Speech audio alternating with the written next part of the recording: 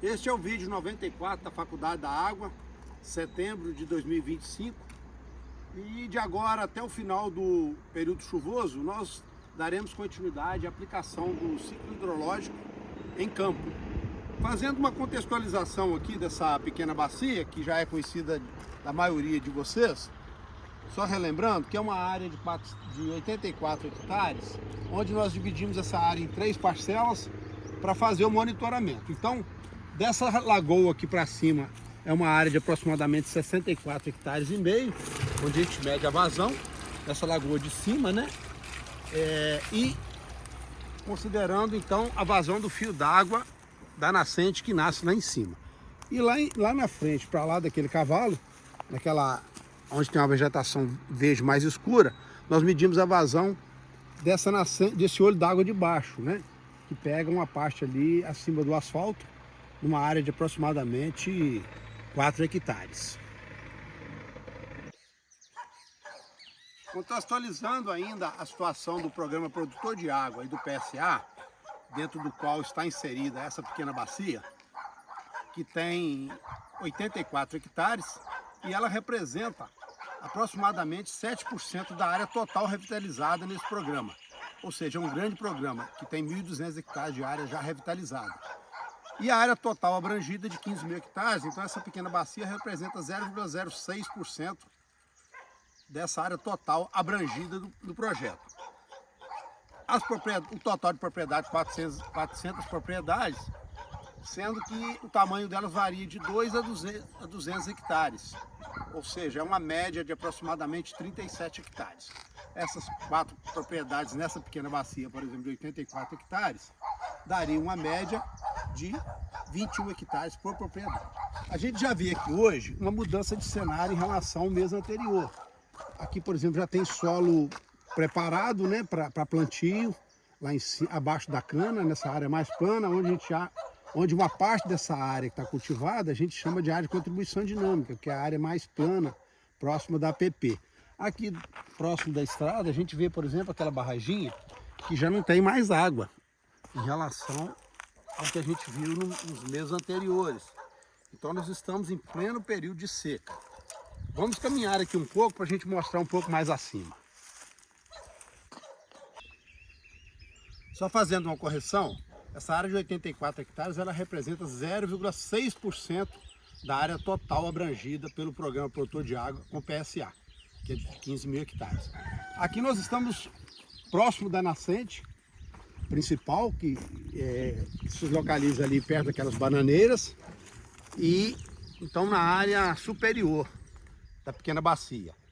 E é comum a gente encontrar a cada 20 ou 30 hectares uma nascente ou um olho d'água dentro desse projeto, desse programa como um todo.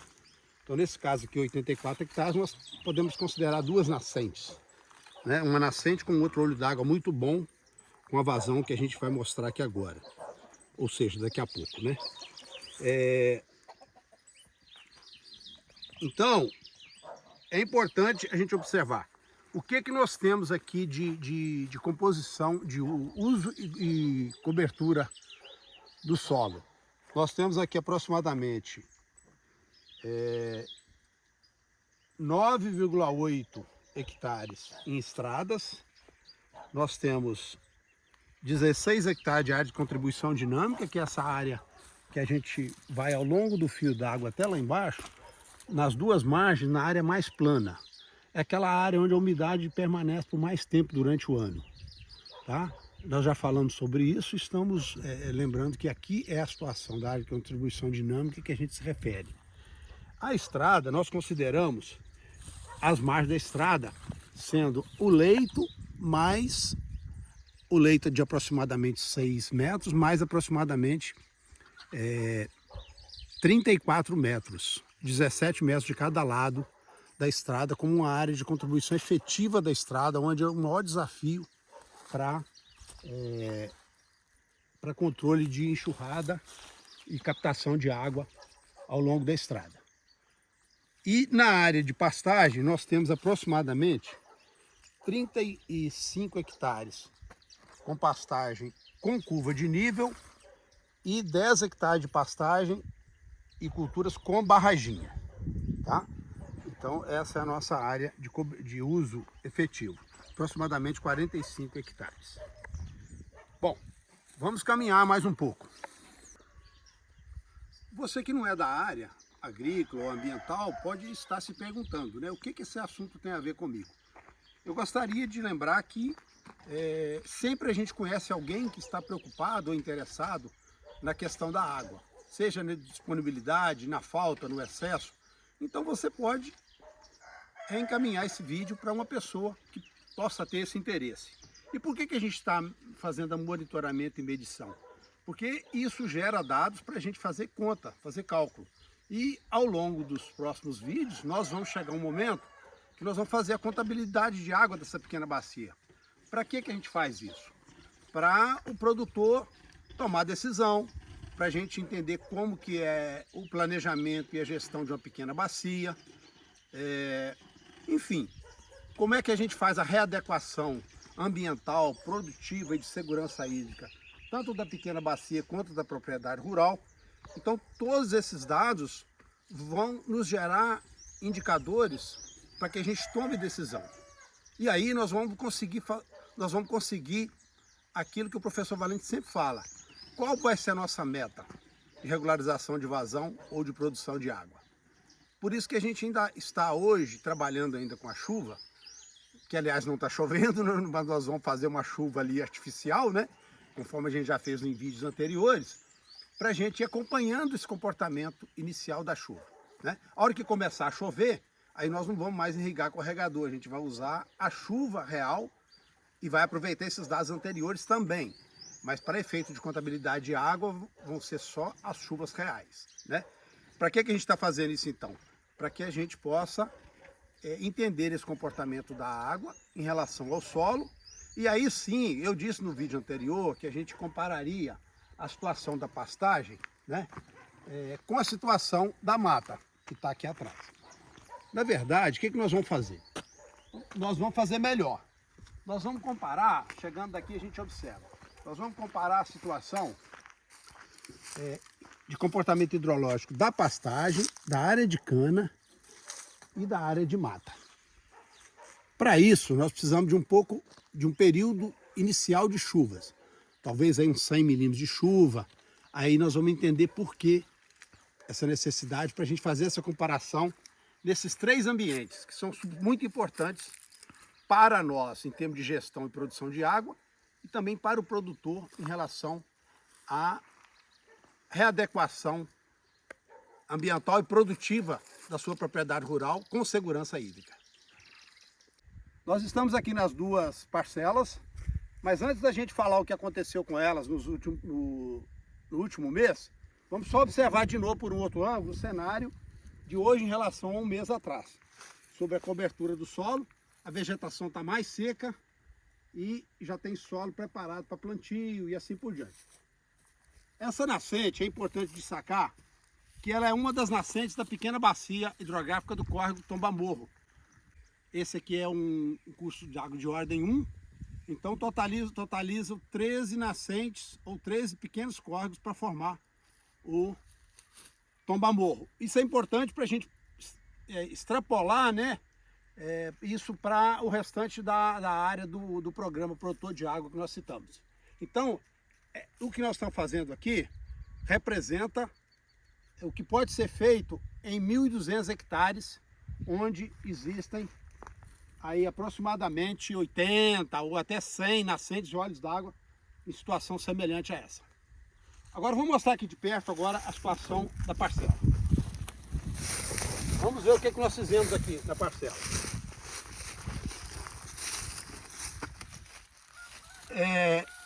Depois que nós fizemos a primeira aplicação aqui, que foi a imitação da chuva, né? Nós gravamos aquele vídeo, 93, e nesses últimos 30 dias ocorreu 15 milímetros de chuva e nós aplicamos a 72 horas 25 milímetros. E hoje aplicamos mais 25 milímetros, tá? Então hoje nós vamos medir aqui.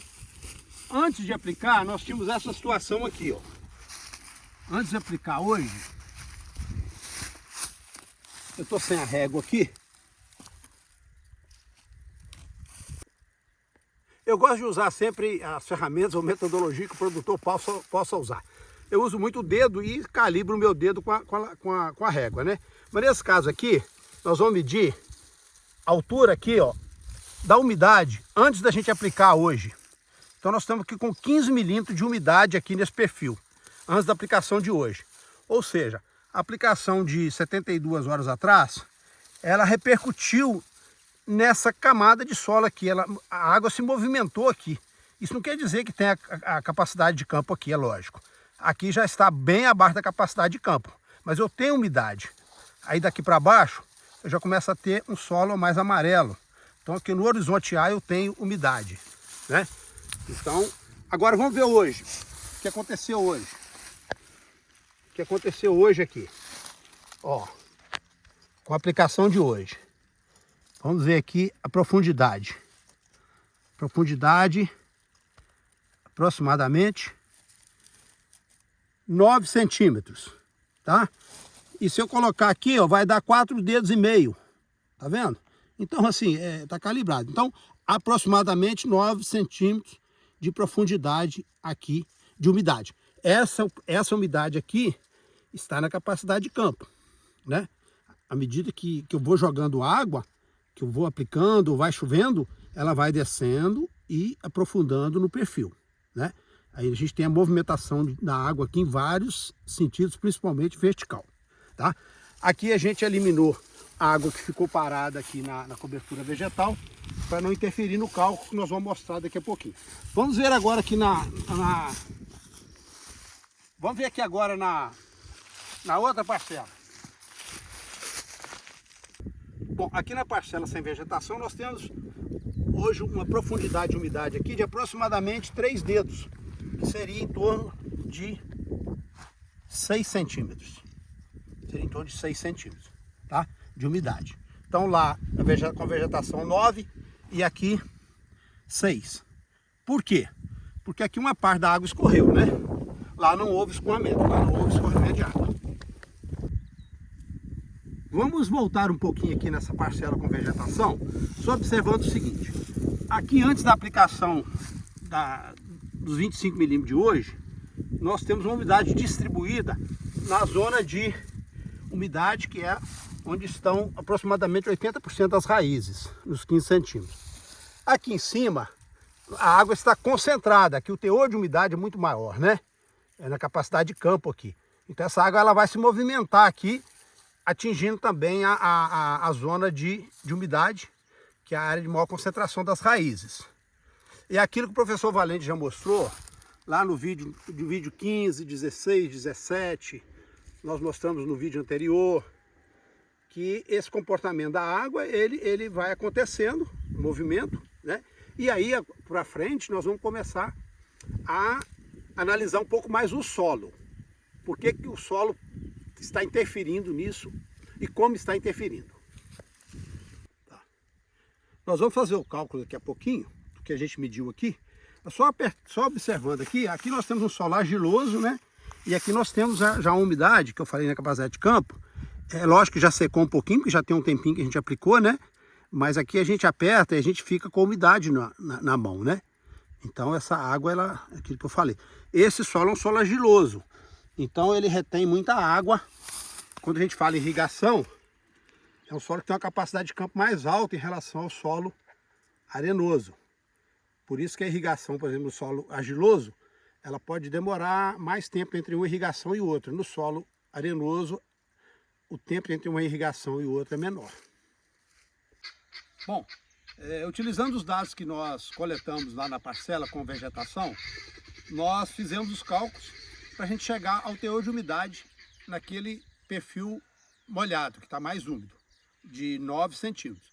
Então nós encontramos uma umidade de aproximadamente 26% de volume, água-solo.